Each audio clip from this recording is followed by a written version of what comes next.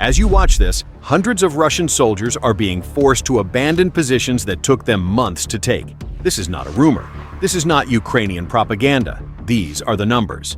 Between April 14th and May 12th, 2026, the Russian army lost 45 square miles of Ukrainian territory it believed it had taken for good. Same army, same front, same war. So, what changed? 3 systems inside the Russian military failed at the exact same time.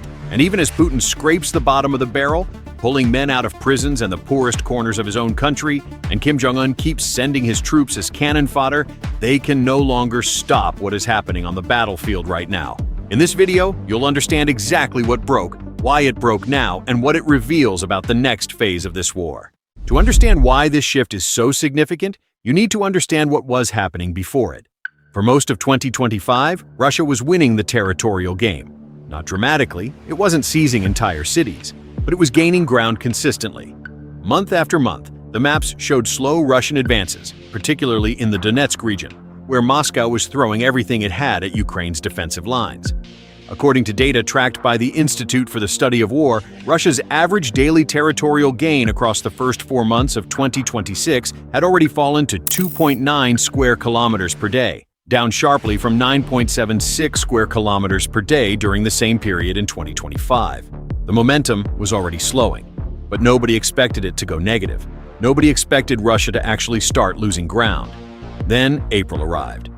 April 2026 became the first month since August 2024, since Ukraine's dramatic cross-border incursion into Kursk Oblast, that Russia suffered a net territorial loss. Not a slowdown, not a plateau, an actual reversal. Think about what that means. For nearly 2 years, through all the negotiations, all the ceasefire proposals, all the international pressure, Russia had been moving in one direction, forward. And then, in a single month, that changed. The Russian military didn't get weaker because Ukraine suddenly found a superweapon. It got weaker because 3 critical systems that its entire battlefield operation depended on broke down at the same time. And that's what nobody is properly explaining. Let's go through each one. February 2026, SpaceX activated stricter verification controls on its Starlink satellite internet service operating in Ukraine. Overnight, thousands of Starlink terminals being used illegally by Russian military forces went dark. On the surface, this sounds like a minor logistics issue. It wasn't.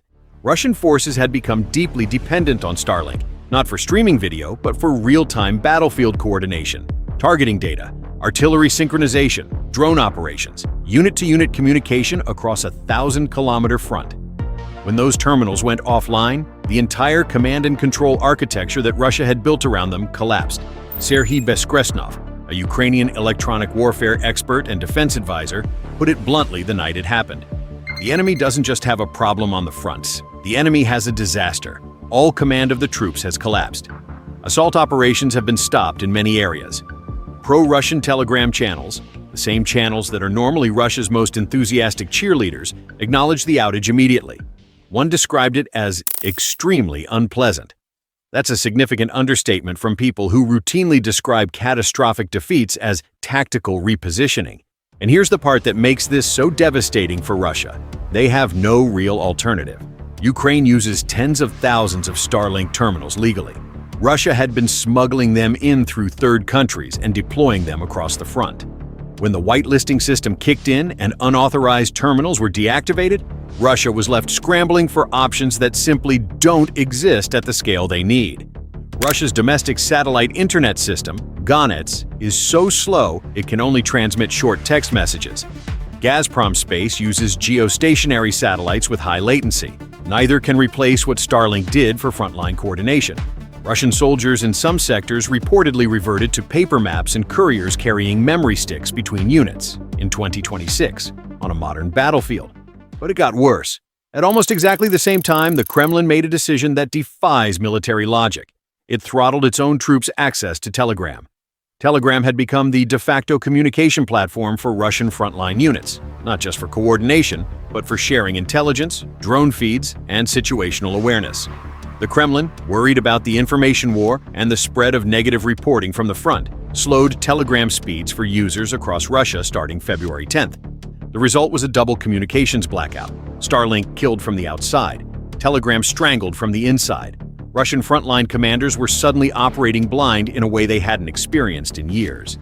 And the effects of that blindness wouldn't show up fully in the territorial data until April, when the consequences of 2 months of degraded coordination finally accumulated into a measurable collapse.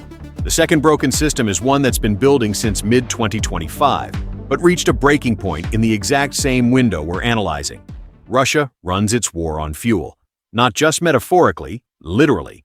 Tanks, armored vehicles, supply trucks, helicopters, artillery systems, all of it requires a constant, reliable supply of diesel and aviation fuel. And for most of this war, Russia had that supply.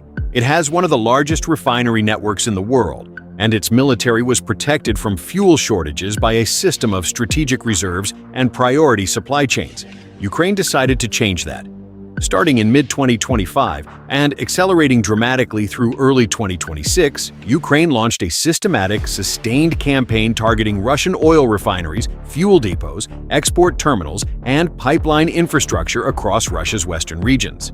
Not one-off strikes, a campaign, methodical, relentless. By April 2026, the results were measurable and severe. Russian crude oil refining had fallen to approximately 4.7 million barrels per day, the lowest level since 2009. That's not a rounding error. That's a structural reduction in Russia's ability to produce the fuel its military depends on. In Yaroslavl, Ukraine struck one of Russia's key refineries on April 26th, targeting a facility that processes around 15 million tons of oil per year, a facility directly tied to military logistics supply.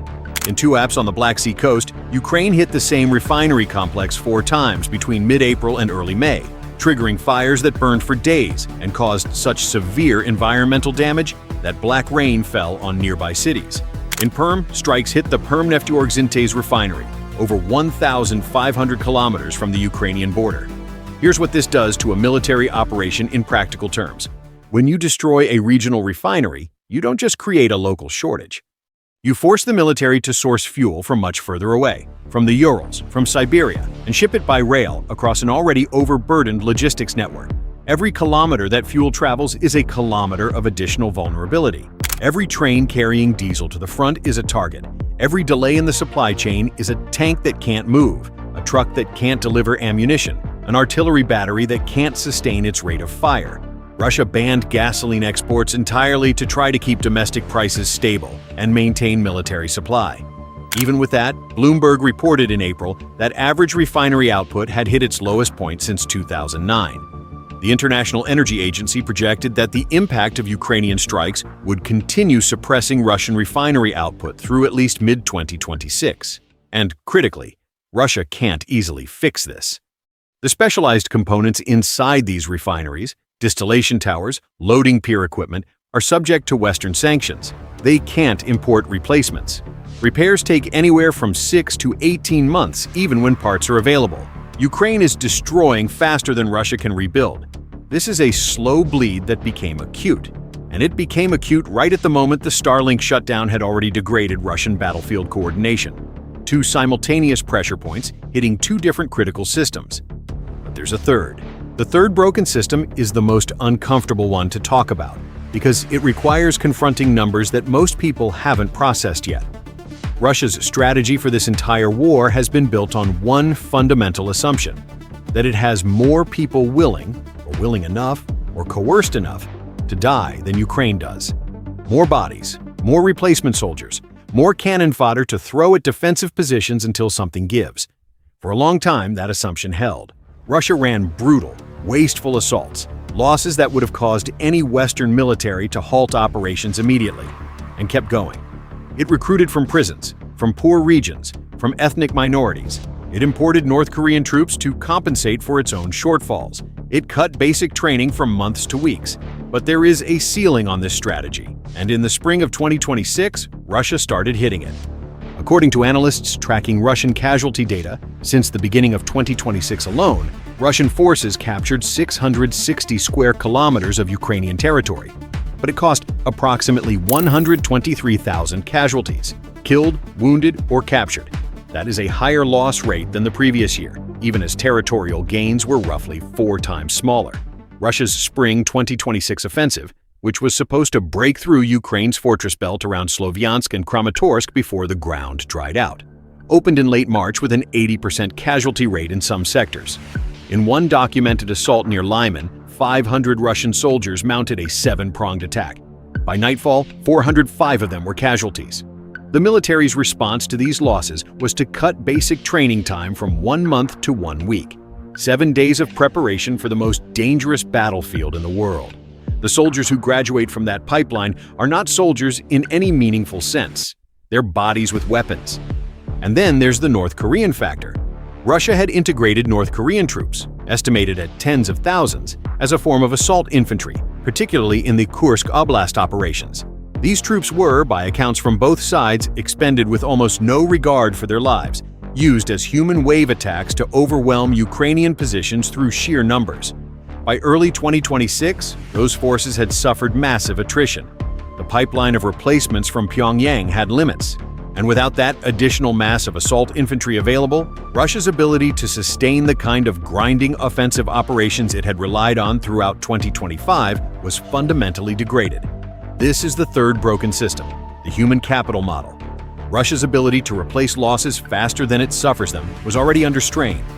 When combined with degraded communications from the Starlink shutdown and a fuel crisis from the refinery campaign, the result was a military force that in April simply could not execute offensive operations at the pace it had maintained for the previous year.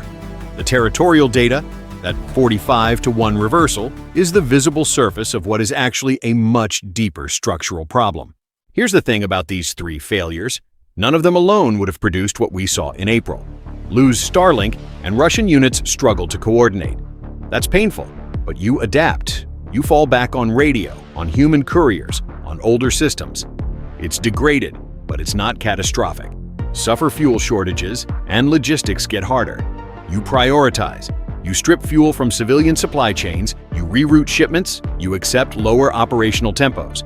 Painful, but survivable. Take heavy casualties and face a degraded training pipeline. Terrible. But Russia has been doing exactly that for 2 years and continuing to fight. The catastrophic part, the part that produced those 45 square miles, was all 3 happening simultaneously, each one multiplying the damage caused by the other 2. When your communications are degraded, and you're short on fuel, and your assault infantry is taking 80% casualties with only a week of training, the math changes completely. You can't compensate for one failure with resources from the other domains because the other domains are also failing. The system doesn't just degrade, it breaks. The ISW's analysis specifically identified the Starlink block, the Telegram throttle, and Ukrainian mid-range strikes as factors that exacerbated existing problems within the Russian military. Not new problems, but accelerants poured onto vulnerabilities that were already there. The key word is simultaneous. The timing was the weapon. And importantly, none of this was accidental on Ukraine's side. The refinery campaign has been building for months. The coordination with SpaceX on Starlink verification was a deliberate operation. The counterattacks that exploited Russia's degraded state in February and March were timed to take advantage of the communications collapse. Ukraine didn't just get lucky. It applied multiple pressure points that it knew would interact and waited for the compounding effects to show up in the territorial data. They showed up in April, 45 times harder than the month before, 45 square miles in 4 weeks. It sounds like a small number, and on a map of Ukraine it is small. But what it represents is far larger. It represents the first signs that the compounding pressures on Russia's military machine are starting to produce measurable, irreversible outcomes on the battlefield. 1 crack you can patch, 2 cracks you can manage, 3 simultaneous cracks in your load-bearing walls. That's when 45 square miles disappears in 4 weeks, and nobody inside the Kremlin can give Putin a straight answer about how to get them back. Whether that becomes the beginning of a genuine shift in this war, or just another data point in a conflict that has surprised everyone at every turn, we'll only know by watching the next 4 weeks. And we'll be here to break it down when it happens.